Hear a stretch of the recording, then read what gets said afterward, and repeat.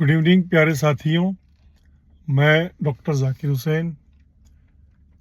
साथियों, इन दिनों चाहे सोशल मीडिया प्लेटफॉर्म्स पर, चाहे हमारे इलाके से छपने वाले न्यूज़पेपर्स और इलेक्ट्रॉनिक मीडिया की खबरों को देख लें, चाहे सीधे ग्राउंड जीरो रिपोर्ट यानी साथियों धरातल पर इलाका मेवात के आज के हालात को देख लें, तो फिर साथियों पहले के दौर के बरक्स के मुकाबले जो आपसी रिश्तों की मिठास, जो सादगी की जीवन शैली और साथियों दूसरों के इज्जत एहतराम में पूरी कुर्बानी के साथ पलक पावड़े बिछाने की जो आदत अखलाक हमारे बुजुर्गों, हमारे पुराने दौर के लोगों में था, आज जिस तरह के फसाद, झगड़े, साथियों तल्खी और तनाव, बल्कि साथियों टोटलिटी में जो गिरावट का हमें उल्लेख या आभास भान होता है, वो मन को, दिल को बहुत तकलीफ पहुंचाता है। एक क्वेश्चन ये है, क्या ये पूरी दुनिया में गिरावट का दौर है?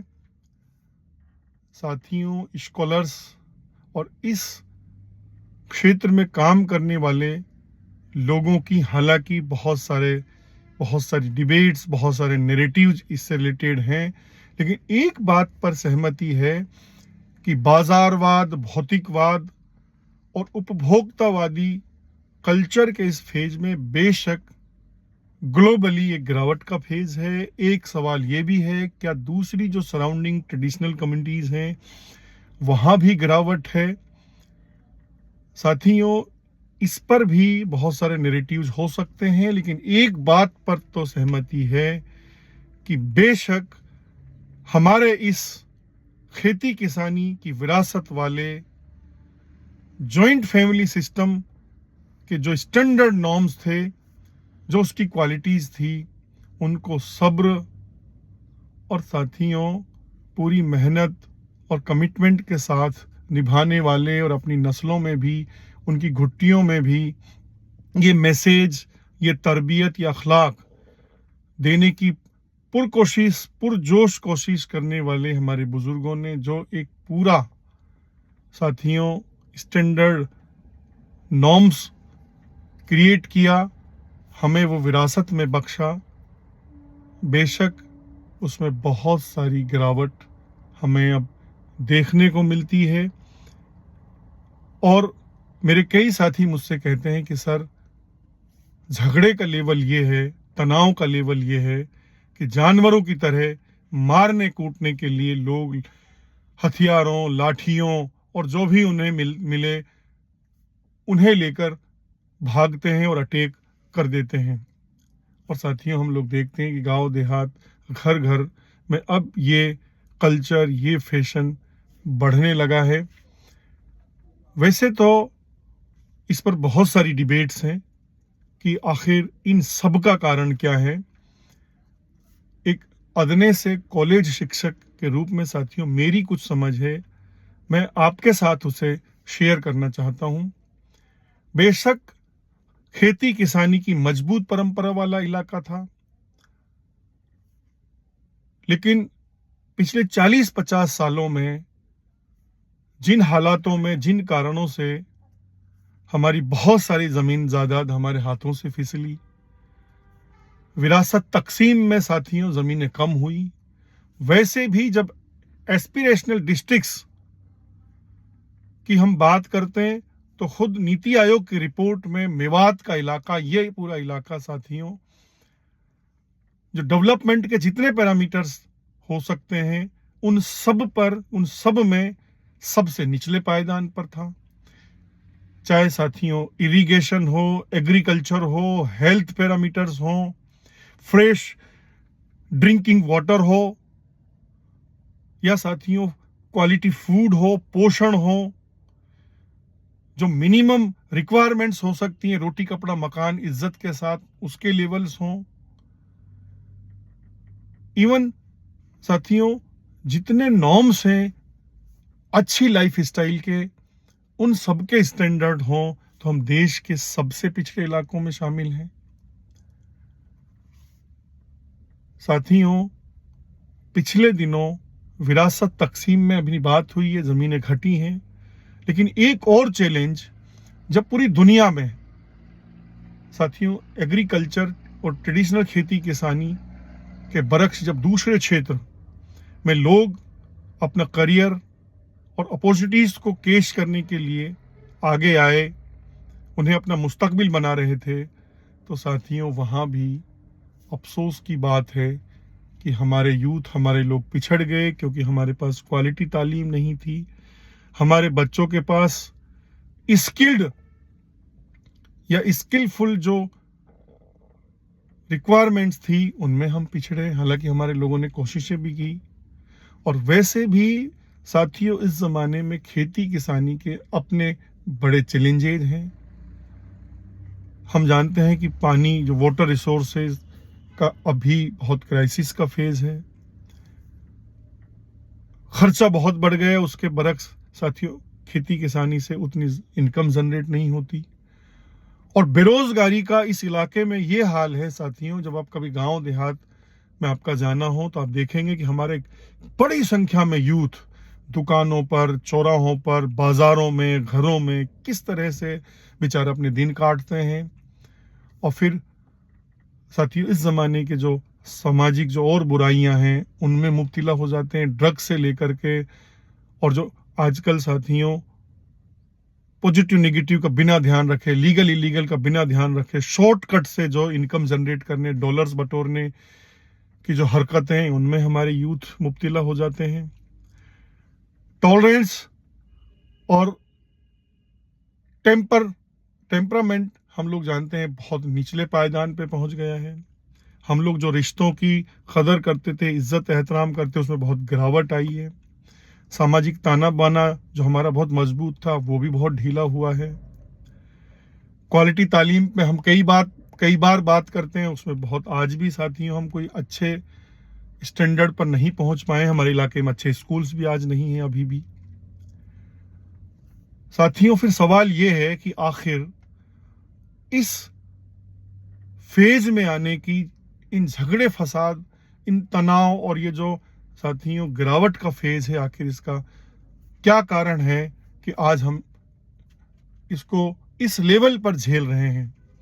वैसे तो साथियों बहुत सारे कॉजेज हैं इसके, और उनको टोटलिटी में मिलाकर ये फेज आया है, लेकिन मेरी अपनी समझ से इन सब में भी अगर कोई सबसे बड़ा कारण मैं मानता हूं, वो है साथियों हमारी जो विरासत तकसीम में जो हमने ढिलाई की, जो स्टैंडर्ड नॉर्म्स से हमें उनको बांटना चाहिए था, हक हमें सबको देना चाहिए था जिसका जो इंडिविजुअल हक था, या साथियों नैतिकता, साइंटिफिक माइंड, जस्टिस के साथ वो हमारी विरासत तकसीम होनी चाहिए थी, वो शायद उन कर्मठताओं के साथ, उन जज्बों के साथ और उस एस्पिरेशन के साथ शायद हम नहीं कर पाए। आज भी साथियों बेशक जॉइंट फैमिली सिस्टम दुनिया का बहुत बड़ा मॉडल था, खेती किसानी के ज़माने में तो वो उसका कोई तोड़ नहीं था। उससे एक ही छत के नीचे कितने सारे संस्कार, कितनी सारी तरबियत, कितने सारे भाईचारे, इज्जत एहतराम की चीज़ें हम सीख लेते थे। बल्कि बहुत सारे हमारे जो कम कर्मठ, कम मेहनत वाले लोग थे, उनकी ज़िंदगियां भी कट जाती थी। लेकिन साथियों अब इस ग्लोबलाइजेशन के ज़माने में, इतने सारे चैलेंजेस के ज़माने में, अब ये रीथिंकिंग का ज़माना है। हमें पुनर्विचार करना ही चाहिए कि हमारे लिए क्या बेटर है। साथियों सबसे बेटर है जिसमें हम खुशहाल रह सकें, जिसमें हम एक दूसरे की इज्जत कर सकें, जिसमें हम बिना झगड़े फसाद के अपनी ज़िंदगी जी सकें, ग्रोथ कर सकें, वो हमारे लिए सबसे बेस्ट है। चाहे वो न्यूक्लियर फैमिली सिस्टम हो, चाहे साथियों वो जॉइंट फैमिली सिस्टम हो, बल्कि साथियों अगर हम अपने गांव देहात के बसावटों की बात करें तो वो स्लम एरियाज की तरह डेवलप करते रहे, घेटू मॉडल से वो डेवलप करते रहे, बहुत साझी चीजें हम ढोते रहे आगे। हमने साथियों बंटवारे के जो नॉर्म्स होने चाहिए थे उनमें हमने जिस बिलीव के साथ एफर्ट्स करने चाहिए थे शायद हम नहीं कर पाए। साथियों ये ज़माना है कि हमें जो गेटेड मॉडल सोसाइटीज़ हैं साथियों उनकी तरह हमें अपने बसावट, हमारे रहने की जगह अब निश्चित करनी चाहिए, डिमार्केशन करना चाहिए। हमारे रास्ते, हमारे खेत खलिहान, हमारे गेत बाड़े हम लोग जानते हैं कि किस तरह से कॉम्प्लिकेशंस हैं, उनमें पता ही नहीं चलता कि किस पर किसका अधिकार है और वास्तव में वो किसका है। साथियों हमें बिना देरी किए हमारी विरासतों को, हमारी ज़मीन जायदादों को, हमारे घरों, हमारे रास्तों को बहुत खुलूस और बहुत हेल्दी माहौल में तकसीम और जो जायज़ हक है उसमें बिलीव बढ़ा लेना चाहिए, क्योंकि हमारे छोटे छोटे तनाव हैं जो आपस में एक दूसरे के खिलाफ हमें ले जा रहे हैं। बल्कि साथियों मेवात में मुखबरी का एक बड़ा फैशन आया है, और यानी एक इतना प्यारा सा इलाका, इतना मजबूत इकोनॉमी का इलाका, और उसमें फील होता है जैसे कोई नजर लग गई हो, जैसे कोई डेंट लग गया हो। तो साथियों हमें बिना देरी किए अपनी विरासतों को, अपनी ज़मीनों को, अपनी जायदादों को, अपने मकानों को, भले ही साथियों रहने के आवाज़ छोटे हों लेकिन उनमें बहुत ऑब्जेक्टिव माइंड से ये अब हम डिसाइड कर लें, और ये हमें बिल्कुल इसका पालन करना ही चाहिए कि कौन सी जगह, कौन सा इलाका, कौन सा खेत, कौन सा गेत, कौन सा बाड़ा, कौन सी जगह किसकी है। और एक दिन जिस तरह की छोटी छोटी चीज़ों से हमारे यहाँ झगड़े होते हैं, क्योंकि साथियों इंडिविजुअली मैंने पर्सनली इसको बहुत झेला है, आज भी हम इन तनाव से गुजरते हैं। मेरे कई साथी डॉक्टर्स मुझे बताते हैं कि सर बहुत तनाव है आपके समाज में। हालांकि ये ट्रेडिशनल सोसाइटीज़ में जिन्होंने इस तरह का ध्यान नहीं रखा उनमें भी ये तनाव है। और साथियों मेरा बहुत बिलीव है जॉइंट फैमिली सिस्टम में, लेकिन मेरा ये भी बिलीव है कि हमें बेहतर फैमिली, बेहतर इलाका, बेहतर मेवात, बेहतर सोसाइटी में अगर बिलीव करना है तो हमें उन नॉर्म्स में बिलीव करना होगा जिससे हम खुशहाल रह सकें, जिससे हम हेल्दी रिलेशंस को मेंटेन कर सकें। मिलें तो बहुत गले लग के मिलें, इज्जत से मिलें, तनाव नहीं हो हमारे रिश्तों में। बहन बेटियों की हम इज्जत करें पहले की तरह, बच्चों को बहुत प्यार करें। तो साथियों मुझे ये लगता है कि बहुत सारे डेंट, बहुत सारी प्रॉब्लम्स शायद हमारी विरासत जो तकसीम के मॉडल थे और जिनको हमें समय रहते संभालना चाहिए था, और आज भी वक्त है हम संभालें उसको, तो उनसे ये जुड़ी हुई चीज़ें हैं। हो सकता है हमें एक जो बेटर आइडिया ऑफ मेवात है उसका मॉडल हमें मिल पाए, क्योंकि पहले ज़माने में साथियों बड़ी बड़ी ज़मीनें थी, बड़े एरियाज़ थे, तो लोग कुर्बानियाँ देते थे। हम तो जानते हैं साथियों इस ज़माने में तो ज़मीनें सोने गोल्ड के बिस्किट बन गई हैं। बाहर के लोग यहाँ आए हैं बहुत बड़ी संख्या में। मैं अभी देख रहा था, मेरे गांव का ही मैं देख रहा था कि 1971 में मेरे गांव में 100 वोट्स भी नहीं थी, और अभी अगर मैं 2025 में देखूं तो कम से कम 1,500 के आसपास मेरे यहाँ अब वोटर लिस्ट है। यानी बहुत सारे बाहर के लोग यहाँ आए हैं, मल्टी कल्चरल सोसाइटीज़ के फेज आए हैं। गांव देहात के बिल्कुल रूट तक अब ज़मीनें बाजारवाद के चंगुल में आ गई हैं। लोग डॉलर्स बटोरने के लिए वहाँ एंक्रोचमेंट कर रहे हैं एक दूसरे का। और साथियों दौड़ जो हमारे इलाके की है, मैं उनको तो खून की नदियाँ बोलता हूँ। हमें उनका डिमार्केशन करना चाहिए। यानी साथियों जो गेटेड सोसाइटीज़ के जो मॉडल्स हैं रहने के, जो डिमार्केशन के साथ बिल्कुल खुलूस और साइंटिफिक मॉडल के साथ अपनी अपनी दुनिया में को एंजॉय करें, और दूसरे के जो भी हमारे लिए तय जगह हैं, तय जो हमारे लिए चीज़ें हैं, हम उन्हीं का यूज़ करें। और उसमें भी हमें हमारी नस्लों को ये मैसेज होना चाहिए कि ये हमारा नहीं है, ये हमारा है, और उन्हीं दायरों में रहकर हम अपनी लाइफ को, अपनी लाइफ स्टाइल को, अपनी रोज़मर्रा की ज़िंदगी को बेहतर करते जाएं, और खेती किसानी के साथ दूसरे सेक्टर्स में भी जाएं, और जब कभी अपने अपनों से मिलें, रिश्तेदारों से मिलें, ख़ानदान के लोगों से मिलें तो सब इज्जत करें। इसके लिए एफर्ट्स करने चाहिए। रियाकारी की, दिखावे की ज़िंदगियां साथियों ये कोई कामयाबियां नहीं हैं। और जो ये हम ओवरबर्डन्ड हैं ऐसी महंगी तरीन रस्मों से साथियों, इन्हें हमें छोड़ना ही चाहिए। रोटी कपड़ा मकान की जो मिनिमम रिक्वायरमेंट है, जो क्वालिटी लाइफ की जो मिनिमम रिक्वायरमेंट्स हैं, हमें हर हाल में उन पर काम करना चाहिए साथियों। फैसिलिटेट लाइफ ही सब कुछ होनी चाहिए, ये हमारा बिलीव हो।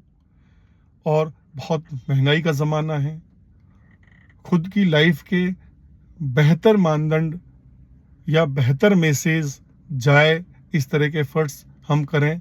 खैर कुल मिला के साथियों, मेरा ये कहना था कि जो जिम्मेदार साथी हैं इलाके के, कौम के और घरों के, वो इसे अब अपना मिशन बना लें, और उनको बनाना ही चाहिए अगर उनका बेटर मेवात, बेटर इलाके के लिए उनका कोई विज़न है कि हमें अपनी विरासतों का जो बंटवारा है, जायदादों का बंटवारा है, उसे बेहतर करने के लिए, हक में करने के लिए कुर्बानियाँ देने की तैयारी या कोशिशें कर लेनी चाहिए। मुझे लगता है कि फिर यही हमारा आइडिया ऑफ बेटर मेवात के लिए सबसे बड़ा कंट्रीब्यूशन है। तो शुक्रिया बहुत बहुत साथियों। अभी कॉलेज में था तो मन किया कि आपके साथ कुछ शेयर करूं, क्योंकि फील रोज होता है, रोज इसको हम झेलते हैं। तनाव हमारे बच्चों में, हमारी नस्लों में, हमारे यूथ में, हमारे लोगों में, और ऐसा लगता है कि एक ही छत के नीचे बहुत सारे संसार अब रहने लगे हैं। हमारे बीच में वो फ्रीली वॉकी टॉकी नहीं बच रहा। हम एक दूसरे से दीवारें, यूं मानिए साथी, एक ही घर में कई दीवारें लगती हैं, और अगर बात भी करते हैं तो बहुत शॉर्ट टेम्पर्ड से बात करते हैं, बहुत नेचुरलिटी नहीं होती बातों में। यानी साथियों, ये दौर फुल्ली स्ट्रेस फ्री सोसाइटीज का होना चाहिए, और ग्रोथ का होना चाहिए, कंट्रीब्यूट करने का होना चाहिए। उलझने, तनाव, झगड़े, फसाद सोसाइटीज के कभी भी बड़े सॉल्यूशन नहीं हो सकते, बल्कि केस स्टडीज ये हैं कि जिन घरों में, जिन इलाकों में, जिन कौमों में, जिन मुल्कों में ये प्रॉब्लम्स रही, वो विकास की दौड़ से बहुत पीछे छूट जाते हैं। तो खैर, हमें क्वालिटी तालीम, अच्छे संस्कार, अच्छी तरबियत, और फिर उनमें विरासत तकसीम के जो स्टैंडर्ड नॉर्म्स हो सकते हैं, हक के नॉर्म्स हो सकते हैं, उसको ट्रांसपेरेंसी के साथ तकसीम, बंटवारे में बिलीव करें, एफर्ट्स करें। यही साथियों मैं आपके साथ शेयर करना चाहता था। थैंक यू सो मच साथियों।